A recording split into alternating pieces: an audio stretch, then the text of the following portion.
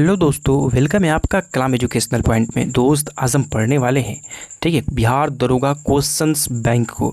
बिहार दरोगा मध्य से दरोगा का एग्ज़ाम जो हुआ था कितना 16 जुलाई 2023 को, ठीक है। टोटल 64 पोस्ट के लिए एग्ज़ाम हुआ था। इसमें जो क्वेश्चन पूछे गए हैं ना वो सारे आज हम पढ़ने वाले हैं, ठीक है। क्योंकि अगर आप बिहार दरोगा की तैयारी करते हैं और आप प्रीवियस ईयर नहीं पढ़ेंगे ना दोस्तों, बहुत मुश्किल होता है। प्रीवियस ईयर इसलिए पढ़ते हैं कि ताकि क्वेश्चन का अनुमान लगे, क्वेश्चन कैसे पूछता है। और कुछ क्वेश्चन जैसे कि 8, 9, 10 क्वेश्चन के करीब में कुछ प्रीवियस ईयर से क्वेश्चन भी पूछ लेता है। तो प्रीवियस ईयर क्वेश्चन पढ़ना हमारे लिए बहुत ज़रूरी हो जाता है। तो ये है बिहार दरोगा का क्वेश्चन बैंक ज्ञान बिंदु वाला। तो चलिए हम लोग पढ़ना शुरू कर देते हैं। दोस्त 1 नंबर जो क्वेश्चन है बोल रहा है क्यू किसकी राजधानी है, क्यू, ठीक है। तो देखिए दोस्त, क्यू ना यूक्रेन की राजधानी है। किसकी? यूक्रेन की राजधानी। स्विट्जरलैंड की राजधानी क्या होती है? बर्न। स्वीडन की राजधानी क्या होती है? स्टॉकहोम। स्पेन की राजधानी मैड्रिड होती है, ठीक है। दूसरा क्वेश्चन देखते हैं। 1857 के विद्रोह के दौरान जगदीशपुर में इसका नेतृत्व किसने किया था? जगदीशपुर में ना कुंवर सिंह किए थे। खान बहादुर खान ये कहाँ से किए थे? तो ये बरेली से किए थे। अजीमुल्ला खान, दोस्त ये अजीमुल्ला खान ना जैसे कानपुर से नाना साहब कर रहे थे तो उनके ना उस सैनिक सलाहकार थे अजीमुल्ला खान, ठीक है। तो ये सलाहकार थे। और वक्त का क्या थे? तो ये दिल्ली में वक्त का ना सैन्य का नेतृत्व कर रहे थे। तो ये दिल्ली से नेतृत्व कर रहे थे, सैन्य का नेतृत्व, ठीक है। तो हम चारों को जान लिए। देखिए डिस्कशन में क्या दिया गया। 1857 के विद्रोह के दौरान जगदीशपुर में इसका नेतृत्व किसने किया था? कुंवर सिंह, ठीक है। जो आरा के पास जगदीशपुर के एक तबाह और असंतुष्ट जमींदार थे, ठीक है। तीसरा क्वेश्चन है, बोल रहा है क्या कि तीसरा क्वेश्चन है कि अस्पष्ट आकाश, कैसा? अस्पष्ट आकाश नीला दिखाई देता है। क्यों दिखाई देता है? इसके कारण क्या है, ठीक है, वो बताना है। तो नीला प्रकाश वायुमंडल में अवशोषित हो जाता है? नहीं, अवशोषित नहीं होता है। पैराबैंगनी किरणों को वायुमंडल में अवशोषित किया जाता है? अवशोषित भी नहीं किया जाता है पैराबैंगनी किरणों को। क्या होता है? बैगनी और नीला प्रकाश अन्य सभी रंगों के प्रकाश की तुलना में वायुमंडल में अधिक प्रकीर्णित होते हैं। जी हाँ, प्रकीर्णन के कारण होता है। क्या होता है ना कि वायुमंडल में धूल कण होते हैं और वो उन्हीं धूल कणों या फिर वाष्प कण होते हैं, उन्हीं पर क्या होता है? प्रकाश पड़ता है। तो प्रकाश में 7 रंग होते हैं और उसमें से जो बैगनी और नीला रंग होता है ना उसका प्रकीर्णन बहुत होता है। तो धूल कणों पर टकराने के कारण वो उधर ही विकृत हो जाते हैं, प्रकीर्णित होने लगते हैं, ठीक है। और वो पीछे की तरफ रह जाते हैं। तो हम ऊपर देखते हैं ना आसमान की तरफ, जो आकाश में रंग फैले होते हैं नीला और बैगनी, इसी कारण हमें आकाश कैसा दिखाई देता है? नीला दिखाई देता है। तो उसका कारण क्या है? प्रकीर्णन के कारण है, ठीक है। तो ऑप्शन सी हमारा बिल्कुल सही हो जाएगा। आगे देखते हैं। चौथा नंबर क्वेश्चन है, हिमालयी भालू तथा विशाल पांडा किस जातियों का उदाहरण है, ठीक है। अब संकटग्रस्त, दुर्लभ, विलुप्त या सुमेध। तो ये जो है ना सुमेध जातियाँ हैं, ठीक है। अब देखिए IUCN ना वैसे जानवरों का डाटा तैयार करता है जो मतलब विलुप्त हैं या फिर जिन पे संकट मंडरा रहा है विलुप्त होने का, तो उनका डाटा तैयार करता है। उसी के अनुसार ये किस में आते हैं? सुमेध जातियों के अंतर्गत आते हैं, ठीक है। 5 नंबर जो क्वेश्चन है वो है, भारत की सबसे बड़ी नमक पानी की झील है। तो सबसे बड़ी नमक पानी की झील ना चिल्का है। बोलेगा ऐसे पूछेगा नमक पानी की सबसे बड़ी झील, तो चिल्का। अंतः स्थल ये पूछेगा ना तो हम किसको लगाएंगे? सांभर को लगाएंगे, ठीक है। तो इसका आंसर क्या होगा 5 नंबर का? 5 नंबर का आंसर हमारा सी हो जाएगा। आगे देखते हैं, डिस्कशन देख लेते हैं इसका क्या दिया गया है, ठीक है। तो देखिए बोला है कि भारत की सबसे बड़ी नमक पानी की झील चिल्का है, ठीक है। यह उत्तरी सरकार तट यानी ओडिशा में अवस्थित है। भारत की सबसे बड़ी लैगून एवं खारे पानी की झील है। रामसर आर्द्र भूमि भी के अंतर्गत इसे शामिल किया गया है। सांभर झील भारत की सबसे बड़ी अंतःस्थलीय नामक झील है, ठीक है। कौन? सांभर झील। और ये है कहाँ? तो ये राजस्थान में है, ठीक है। आगे बोल रहा है सोलर सेल बने होते हैं। तो देखिए सोलर सेल ना किसके बने होते हैं? 2 बने होते हैं अर्धचालक के, ठीक है। अब अर्धचालक की क्यों बनाए जाते हैं? क्योंकि सोलर सेल जो चलते हैं हीट से चलते हैं। और अर्धचालक इसलिए लगाया जाता है कि अगर चालक लगाएंगे ना तो जैसे जैसे हीट बढ़ेगा तो चालक का प्रतिरोधकता बढ़ते जाता है और चालकता कम होते जाता है, ठीक है। तो सोलर सेल में हम अर्धचालक का इसलिए उपयोग करते हैं क्योंकि क्या होना, जैसे जैसे हीट बढ़ता है तो अर्धचालक की चालकता बढ़ती है और प्रतिरोधकता घटती है, ठीक है। इसलिए हम सोलर में किसका प्रयोग करते हैं? अर्धचालक का प्रयोग करते हैं, ठीक है। आगे देखते हैं 7 नंबर क्वेश्चन। बोल रहा है क्या द्वितीय विश्व युद्ध में धुरी राष्ट्रों में निम्न में से कौन सा देश शामिल नहीं था? तो देखिए धुरी राष्ट्र में ना ब्रिटेन शामिल नहीं था। ये किस में था? तो ये मित्र राष्ट्र में था। ब्रिटेन, फ्रांस, ठीक है, ये सब मित्र राष्ट्र में थे। धुरी राष्ट्र में कौन थे? तो जापान था, इटली था, जर्मनी था, ठीक है। धुरी राष्ट्र में देखिए द्वितीय विश्व युद्ध में ब्रिटेन धुरी राष्ट्र में शामिल नहीं था। सितंबर 1939 को जर्मनी ने पोलैंड पर आक्रमण किया। इसके साथ ही द्वितीय विश्व की शुरुआत हो गई थी। ठीक है, अब देखिए ग्रेट ब्रिटेन आगे दिया गया है। ग्रेट ब्रिटेन, फ्रांस, अमेरिका के सहयोग से यूरोपीय देशों का जो गुट बना उसको मित्र राष्ट्र कहा गया। तो मित्र राष्ट्र में सबके सब मजबूत ही थे। कौन? ब्रिटेन था, फ्रांस था और अमेरिका था। ठीक है, ये सब मित्र राष्ट्र में थे। और धुरी राष्ट्र में कौन थे? जैसे जर्मनी, जापान, इटली, ये सब धुरी राष्ट्र में थे। ठीक है, तो वही क्वेश्चन पूछा गया था। आगे देखते हैं 8 नंबर क्वेश्चन। निम्नलिखित देशांतर में से कौन सा भारतीय मानक समय के लिए संदर्भ के रूप में जाना जाता है? तो देखिए 82.5 डिग्री जाना जाता है। 82.5 डिग्री क्या? तो पूर्वी देशांतर को, 82.5 डिग्री पूर्वी देशांतर को जाना जाता है। ठीक है, अब ये 82.5 डिग्री पूर्वी देशांतर जो है कितने राज्यों से होकर गुजरती है? तो ये 5 राज्यों से। किस किस से? तो उत्तर प्रदेश, मध्य प्रदेश, छत्तीसगढ़, ओडिशा, आंध्र प्रदेश। ठीक है, इतने राज्यों से होकर गुजरती है। इसे बोल सकते हैं, ये भी क्वेश्चन पूछ सकता है कि कुछ स्रोतों में इसे इलाहाबाद के नैनी को भी बताया गया है कि यहाँ से होकर गुजरती है। जैसे कि बोल सकता है 82.5 डिग्री पूर्वी देशांतर रेखा को भारतीय मानक समय के निर्धारण हेतु याम्योत्तर माना जाता है, जो कि उत्तर प्रदेश के मिर्ज़ापुर या फिर क्या इलाहाबाद के नैनी को भी मतलब बताया जाता है, या तो मिर्ज़ापुर या फिर नैनी। नैनी कहाँ है? इलाहाबाद में। कितने राज्यों से होकर गुजरती है? तो 5 राज्यों से होकर गुजरती है। ठीक है, आगे देखते हैं क्वेश्चन 9 नंबर क्वेश्चन क्या है? वो क्या है? वाद्यवांग। ठीक, वाद्यवांग शब्द में कौन सा संधि विच्छेद सही है? ठीक है, तो देखिए वाद्य जुर्गम वादवागम हो जाएगा। ठीक है, तो ये गलत हो जाएगा। क्या हो जाएगा? वांदवगम बताना है ना, वांदवगम का। तो क्या होगा? वधु जुर आगम, उ जुर आ बना है, तो ये क्या हो जाएगा? आधा ध्वा हो जाएगा। ठीक है, तो ध्वा, तो इसलिए हम बी हमारा बिल्कुल सही हो जाएगा इसके अनुसार। ठीक है, तो आगे देखते हैं 10 नंबर क्वेश्चन क्या है? तो बोल रहा है 4.2 सेंटीमीटर त्रिज्या वाले धातु के एक गोले को पिघलाकर 6 सेंटीमीटर त्रिज्या वाले एक बेलन के रूप में ढाला जाता है। तो बेलन की ऊंचाई क्या होगी? देखिए बेलन का ऊंचाई क्या होता है? तो बेलन का जैसे कि अब एक चीज़ को दूसरी चीज़ में ढाला जाता है ना, तो आयतन समान होता है। तो क्या हो जाएगा? किसको ढाला जा रहा है? तो 4.2 सेंटीमीटर त्रिज्या वाले धातु की एक गोला को। तो गोला का आयतन क्या होता है? तो गोला का आयतन होता है 4/3 पाई आर क्यू। अब ये किसके बराबर होगा? तो ढाला किस में जा रहा है? तो पिघलाकर 6 सेंटीमीटर त्रिज्या वाले एक बेलन के रूप में ढाला जाता है। तो बेलन का आयतन क्या होता है? पाई आर स्क्वायर एच होता है। ठीक है, तो अब देखिए पाई से इसमें पाई कट जाएगा तो बचेगा क्या? 4/3 इधर बचा। ठीक है, और आर का मान कितना दिया गया है? तो 4.2, इसका 4.2 क्यू है तो 3 बार कर देंगे 4.2। ठीक है, और ये कितना? एक, ये दशमलव हटाने के लिए 1 0, ये दशमलव हटाने के लिए 1 0, एक दशमलव हटाने के लिए 1 0, 3 0 लगा दिए। ठीक है, और ये किसके बराबर हो जाएगा? तो इसके। तो यहाँ पाई से पाई तो कट गया है। इसका आर का मान कितना है? तो 6 सेंटीमीटर। यहाँ आर स्क्वायर है तो 6 गुने एच पूछा क्या है? तो बेलन की ऊंचाई, तो एच ही बताना है। ठीक है, तो एच का मान बताना है। तो देखते हैं कितना होता है। तो देखिए अब यहाँ 6 7 42, क्योंकि 4.2 था, दशमलव तो हटा दिए, 0 नीचे लगा है, तो 6 7 42, फिर 6 से काटेंगे 7 बार में 6 7 42, यहाँ 14 3 28 14 42 होता है, तो 3 से ये कट जाएगा, मतलब कितना हो गया? अब ये 4 है तो 4 से नीचे काटेंगे, 25 चौका 100, 250। ठीक है, तो ऐसे ही काट देंगे इसको भी, फिर इसको काटेंगे 7 बार में, फिर यहाँ 2 से कट जाएगा कितना? 125 बार में, तो हो गया 7 गुने 7 यानी 3 बार 7 से गुना करेंगे तो एच बराबर कितना माना गया?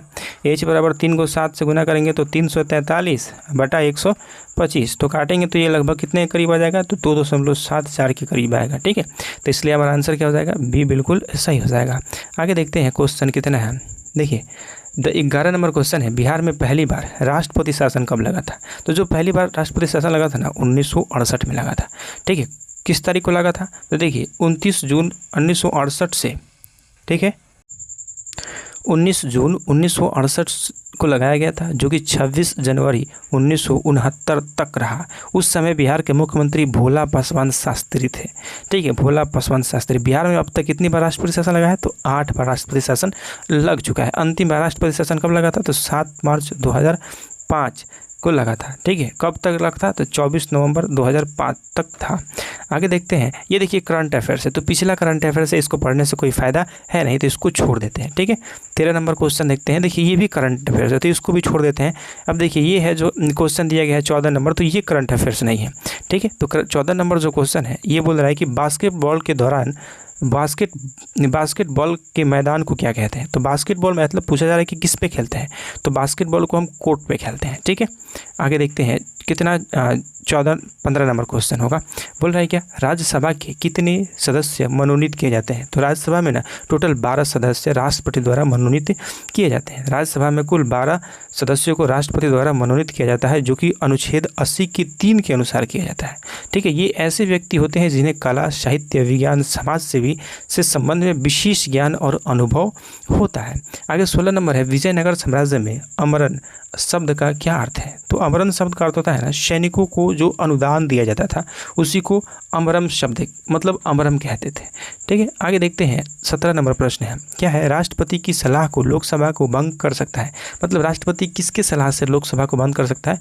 तो प्रधानमंत्री की सलाह से। ठीक है, राष्ट्रपति प्रधानमंत्री की सलाह से लोकसभा को भंग कर सकता है। किस अनुच्छेद के तहत? तो अनुच्छेद 85 के तहत करता है।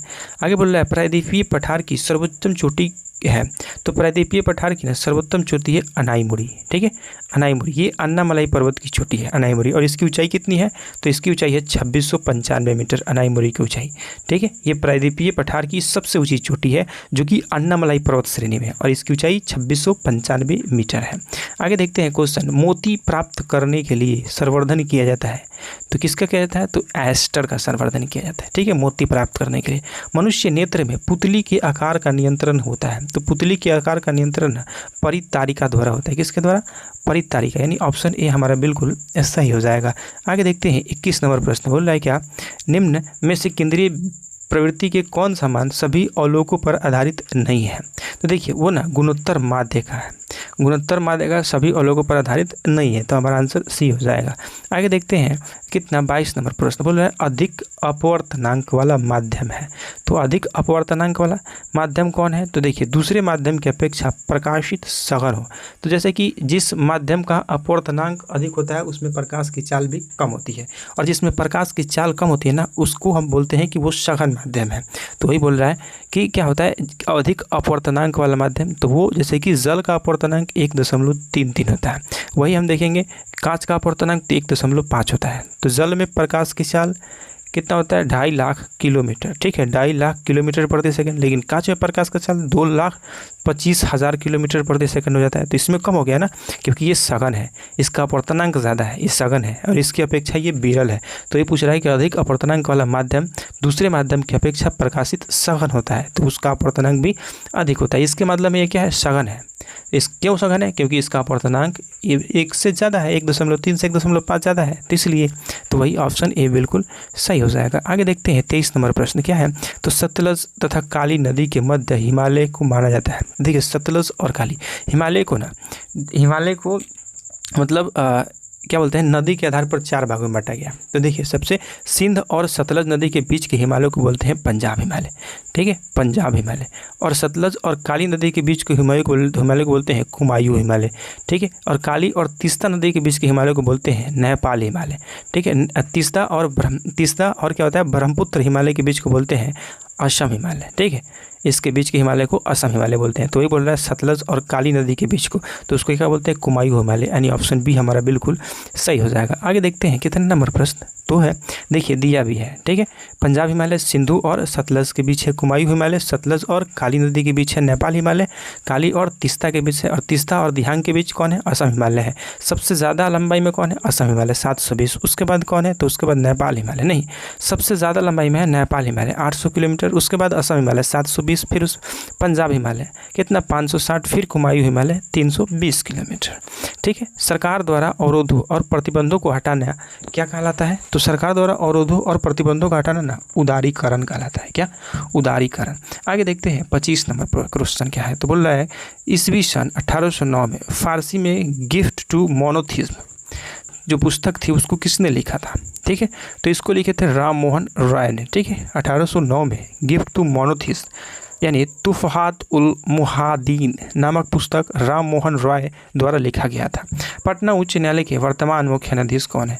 तो देखिए अभी तो मीनाक्षी मदन राय है, लेकिन उस समय ये पूछा गया था, तो इसको अभी उससे कोई लेना देना नहीं है, करंट अफेयर्स का क्वेश्चन था, इतना अभी ज़रूरत नहीं है। अभी कौन है? मीनाक्षी मदन राय। ठीक है, आगे देखते हैं 27 नंबर प्रश्न कि हाल ही में ये देखिए, ये भी करंट अफेयर्स है, तो इसको भी कोई ज़रूरत नहीं है अभी पढ़ना। निम्नलिखित में से कौन ताप विद्युत परियोजना महाराष्ट्र में है? तो देखिए, ट्राम्बे ये महाराष्ट्र में है, ठीक है। कहलगांव कहाँ है? तो ये बिहार में है, ठीक है। तो क्या पूछा था? महाराष्ट्र में नहीं है। तो देखिए, कहलगांव में महाराष्ट्र में नहीं है, ट्राम्बे भी है महाराष्ट्र में, चंद्रपुर भी है, तिरोह भी है, लेकिन कहलगांव कहाँ है? बिहार में है। तो हमारा आंसर सही क्या हो जाएगा? सी हो जाएगा, ठीक है। आगे देखते हैं हम लोग, क्या आगे देखेंगे कितना नंबर क्वेश्चन? 29 नंबर क्वेश्चन बोल रहा है क्या? किस वस्तु का चंद्रमा पर भार पृथ्वी की भार की कितना बराबर होता है? तो पृथ्वी के भार के नहीं, 1/6 भाग के बराबर होता है, तो यानी 1/6वां भाग के बराबर होता है, यानी ऑप्शन डी हमारा बिल्कुल सही हो जाएगा। पानी का क्वथनांक सेल्सियस में कितना होता है? तो पानी का क्वथनांक सेल्सियस में 100 डिग्री सेल्सियस होता है, ठीक है, 100 डिग्री सेल्सियस। आगे है, रिजर्व रेपो रेट में वृद्धि क्या कहलाता है? तो किसके कारण क्या होता है? तरलता घटती है, ठीक है। जब रेपो रेट में वृद्धि होगी तो तरलता घट जाएगी। आगे देखते हैं क्वेश्चन कितना नंबर होगा? आगे होगा 32 नंबर क्वेश्चन। 32 नंबर क्वेश्चन देखते हैं क्या कह रहा है। बोल रहा है, सागर में गागर भरना मुहावरे का क्या अर्थ होता है? तो इसका अर्थ होता है थोड़े शब्दों में अधिक कहना, यानी सागर में गागर का अर्थ है, ठीक है। आगे देखते हैं कितना नंबर। अब कुछ मुहावरे भी दिया है तो पढ़ लेते हैं इसी साथ, ठीक है। हथेली पर सरसों उगाना क्या होता है? असंभव कार्य करना। छाती दूनी होना मतलब उत्साहित होना। अकल की घोड़े दौड़ना मतलब सिर्फ कल्पना करना, ठीक है। आगे है, धुआंधार प्रताप जलप्रपात का संबंध निम्न में से किस नदी पर है? तो देखिए, ये नर्मदा नदी पर है। अब कहाँ है? तो जबलपुर में है, ठीक है। आगे देखते हैं क्या क्वेश्चन। अब एक मैथ का क्वेश्चन दे दिया गया। एक दुकानदार को अपनी माल पर विक्रय मूल्य से कितना प्रतिशत अधिक अंकित करना चाहिए ताकि अंकित मूल्य पर 20% की छूट देने पर भी 20% का लाभ हो? देखिए, 20% की छूट देने पर भी उसे क्या हो? 20% का लाभ हो। तो उसे कितना बोल रहा है कि एक दुकानदार को अपने मान लेते हैं कि 100 रुपये का वस्तु है, ठीक है, खरीदा है, और बोल रहा है कि 20% छूट देने के बाद भी 20% का लाभ हो। तो देखिए, अगर 20% का लाभ हो रहा है 100 रुपये के वस्तु पर, तो मतलब बेचा कितना होगा? 120 में। लेकिन ये 120 में बेचा है, क्या निकालना क्या है हमें? तो निकालना है मूल्य पर कितना अधिक अंकित करना चाहिए। तो कितना अधिक अंकित करना चाहिए ताकि अंकित मूल्य पर, तो हमें निकालना है अंकित मूल्य। तो 100 रुपये की वस्तु को 120 रुपया में बेच दिया, ठीक है। तो 120 रुपया में बेच दिया, तो ये इसका मतलब वो बोला है क्या कि ये हम इसके लिए 80% 20% की छूट पर बेचा है, तो ये 80% का मान हो जाएगा। लेकिन निकालना कितना का है? 100% का मान निकालना है। तो निकालते हैं 0 से 0 4, ठीक है, 4 कितना? 4 दूना का 8, 4 तियाँ 12, यहाँ से इसको काटेंगे 50 बार में, मतलब कितना? तो 50 तिया 150, मतलब 100 रुपये को वस्तु को अंकित करना होगा उसे 150 में, ठीक है। तो 150 अंकित करना होगा, तो कितना प्रतिशत अधिक अंकित करना होगा? तो 100 रुपये की वस्तु को 150 अंकित करना होगा, मतलब 50 अधिक अंकित करना होगा। किस पे अंकित करना होगा? तो 100 पे, तो 100 नीचे, ठीक है। किससे? तो 100 से, तो 100 से 100 कटेगा तो 50% हमारा आंसर हो जाएगा, यानी ऑप्शन सी बिल्कुल सही है, ठीक है। आगे देखते हैं, गुरु दक्षिणा शब्द में कौन सा समास है? तो देखिए, गुरु दक्षिणा ना मतलब गुरु के लिए दक्षिणा, तो ये तत्पुरुष समास हो जाएगा, ठीक है।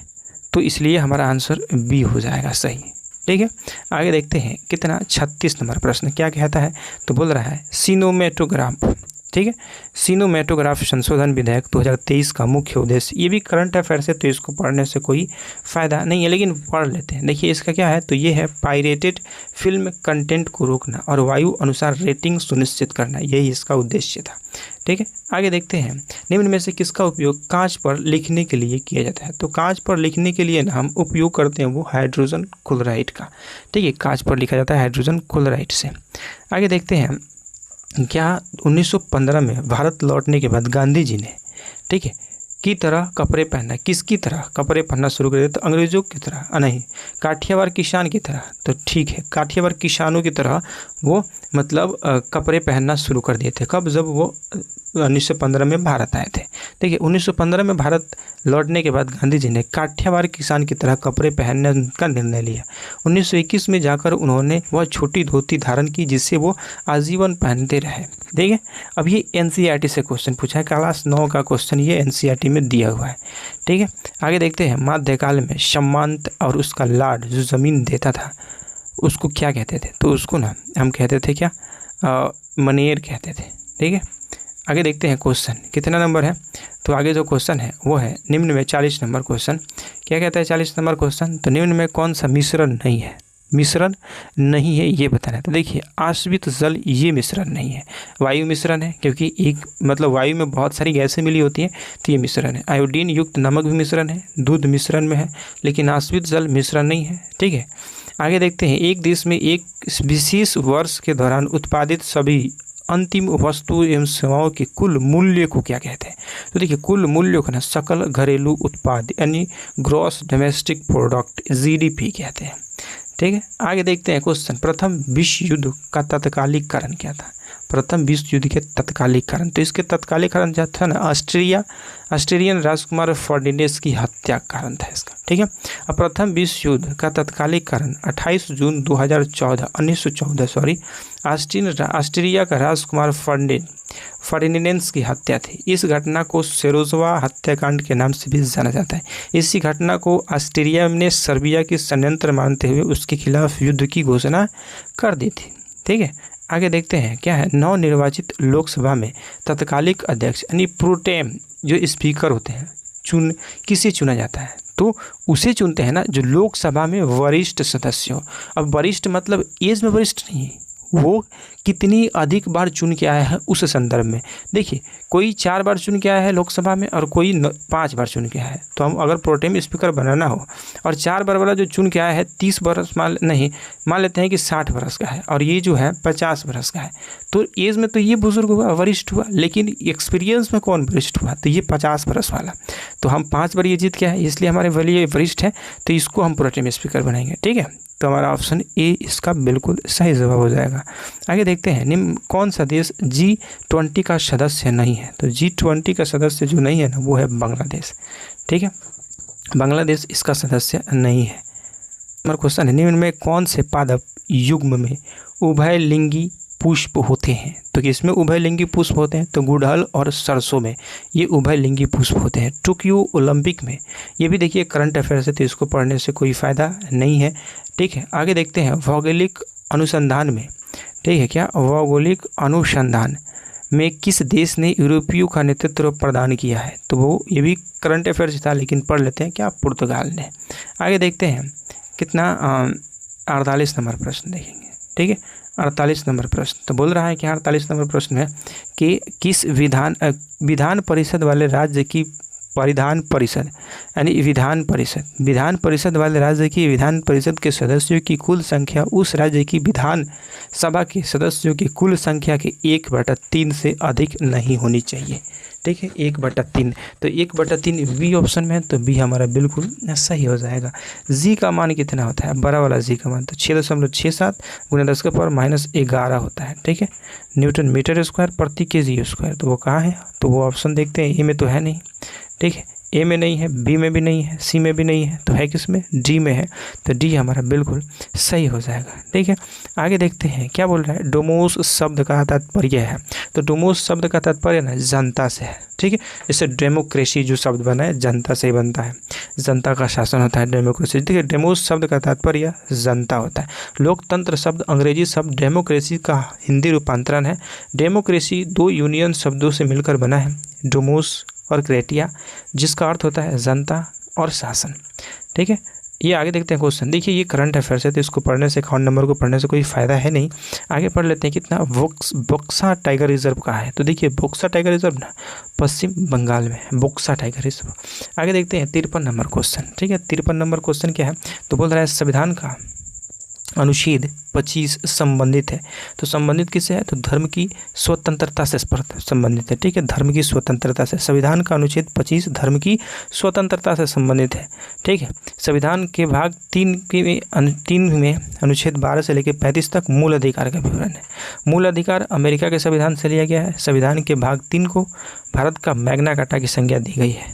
आगे है नामबिम मरुस्थल स्थित है। तो नामबिम जो है वो कहाँ स्थित है ये बताना है। तो देखिए ये अफ्रीका में स्थित है। ठीक है, आगे देखते हैं पुस्तक हिंद स्वराज निम्न में से किसके द्वारा लिखी गई थी?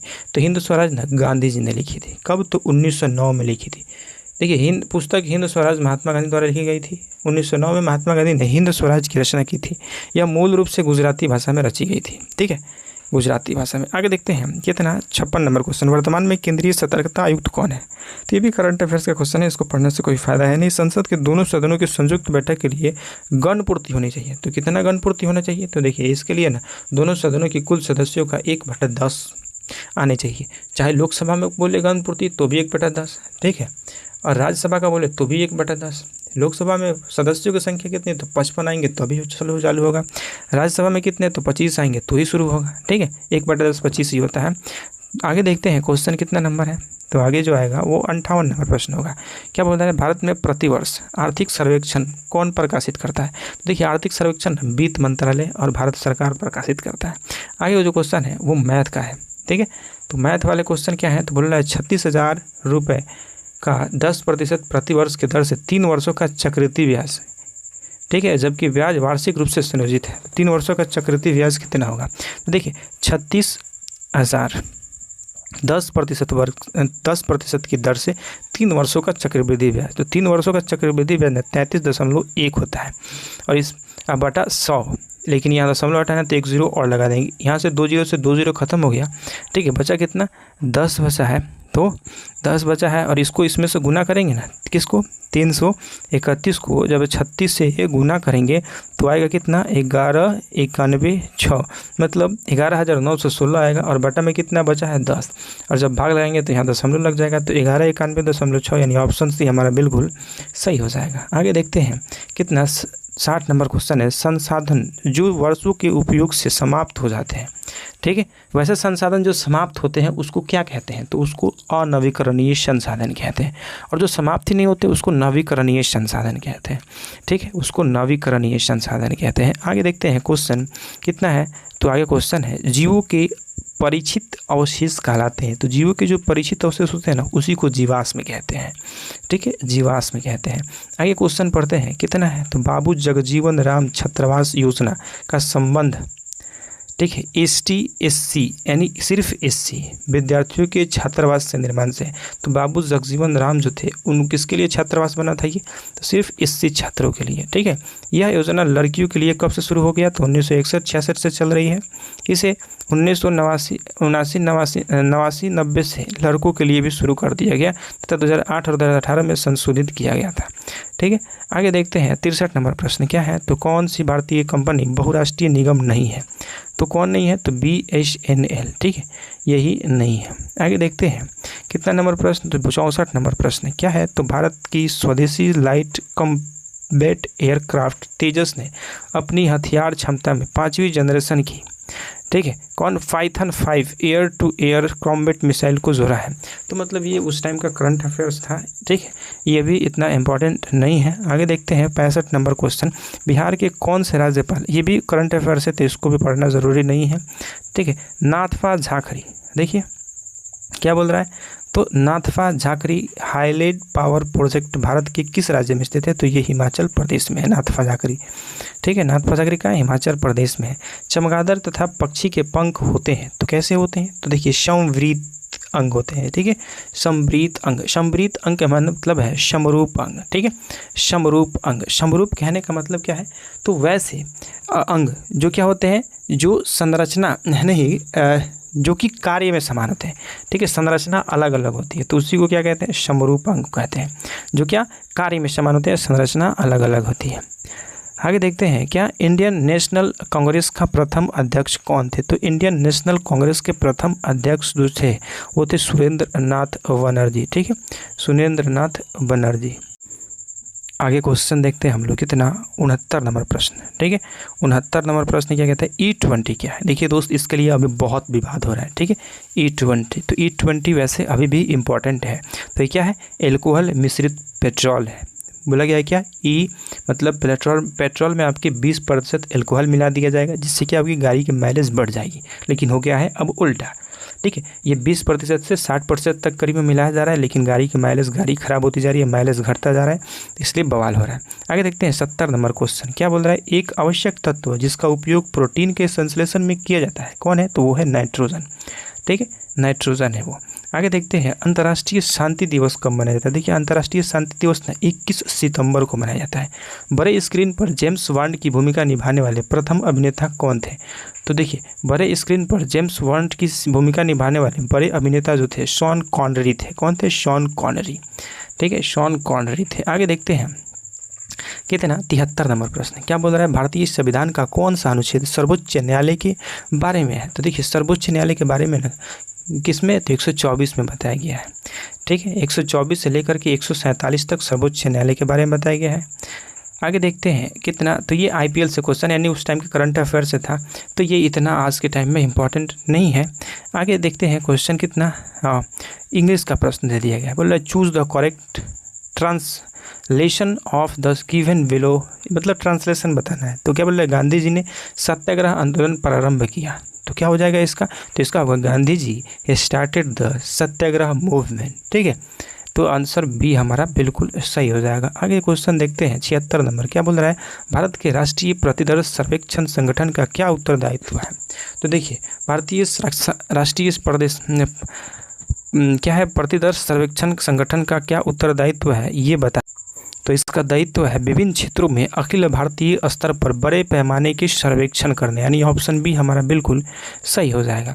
ठीक है, आगे देखते हैं क्वेश्चन। ठीक है, क्वेश्चन क्या है अगला, तो अगला क्वेश्चन है भारत सरकार का प्रथम लॉ ऑफिसर कौन थे। तो प्रथम लॉ ऑफिसर जो थे ना वो थे अटॉर्नी जनरल। ठीक है, अटॉर्नी जनरल। आगे देखते हैं भारत के सरकार द्वारा प्रथम लॉ ऑफिसर अटॉर्नी जनरल यानी महान्यायवादी होता है। संविधान के अनुच्छेद 76 के अनुसार महान्यायवादी पद का प्रावधान किया गया है। महान्यायवादी का कोई निश्चित कार्यकाल नहीं होता है, यह राष्ट्रपति के प्रसाद प्रयत्न काम करता है। ठीक है, वेतन में भारत के महान्यायाधीश आर वेंकट रमनी है। क्या वर्तमान में भारत के महान्यायाधीश कौन है, तो आर वेंकट रमनी है।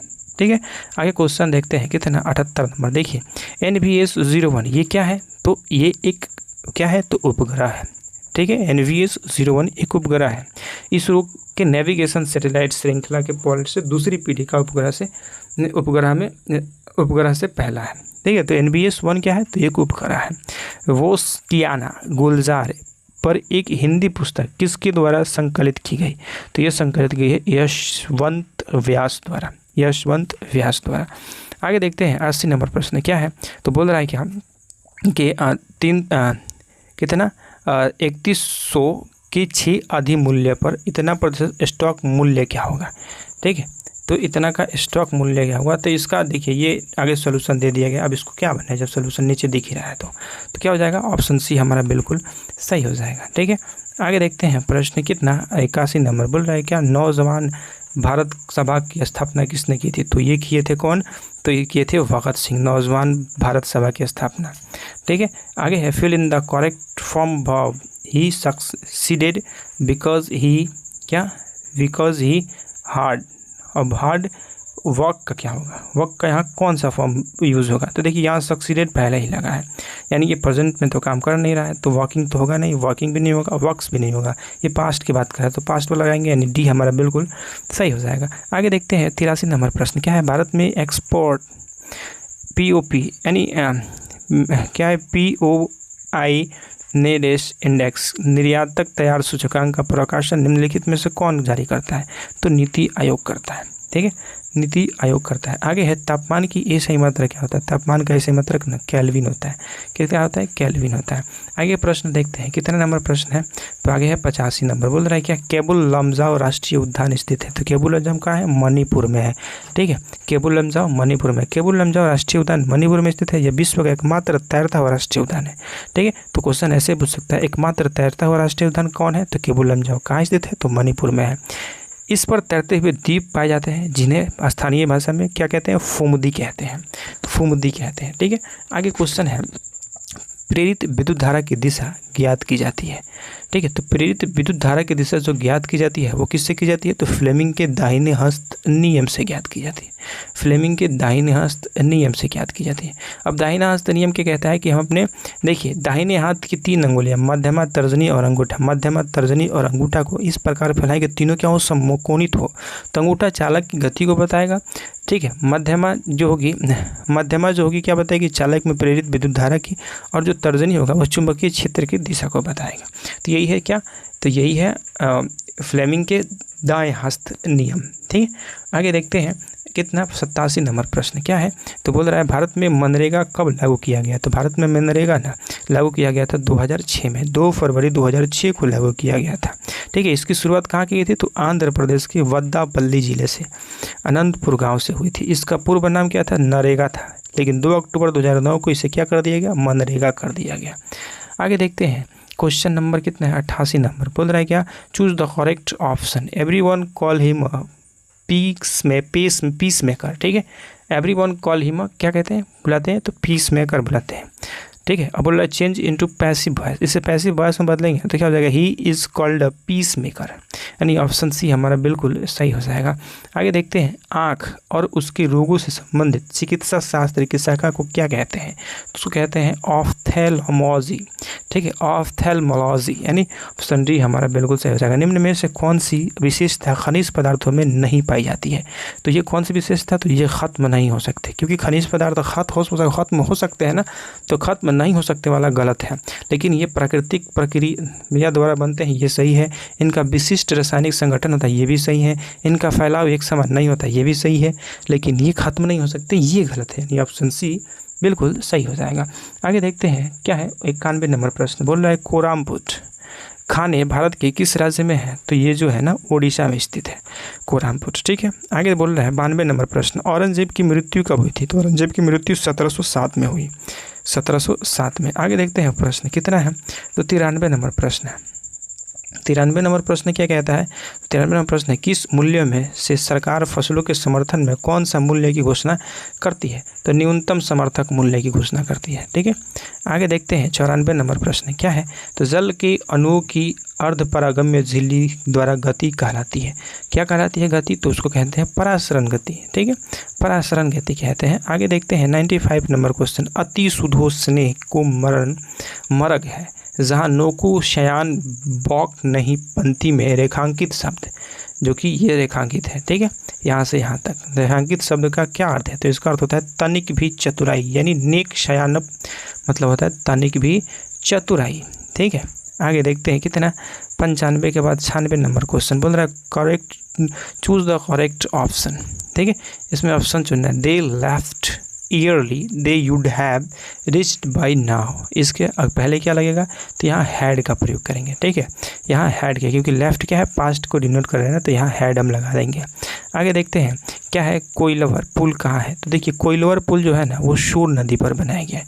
कोइलवर पुल सोन नदी पर स्थित है। यह पुल आधिकारिक नाम अब्दुल बारी पुल है। इसका आधिकारिक नाम क्या है, अब्दुल बारी पुल, जिसकी स्थापना 1856 में, परिचालन 1862 में शुरू हुआ था। यह पटना और भोजपुर के बीच सड़क रेल मार्ग है, जिसकी लंबाई कितनी है, 1440 मीटर। ठीक है, IPL 2023, ये IPL की बात है, यानी करंट अफेयर्स है उस टाइम का, तो इम्पोर्टेंट नहीं है। आगे देखते हैं क्वेश्चन 99 नंबर। अंतर्राष्ट्रीय जैव विविधता दिवस 2023 थीम क्या थी, तो ये भी करंट अफेयर्स है, उतना इम्पोर्टेंट नहीं है। 100 नंबर क्वेश्चन है, गौतम बुद्ध ने धर्म चक्र प्रवर्तक कहाँ दिया था, तो ये दिए थे ना सारनाथ में। तो देखिए दोस्त, ये थी दरोगा का क्वेश्चन बैंक का 100 क्वेश्चन। ठीक है,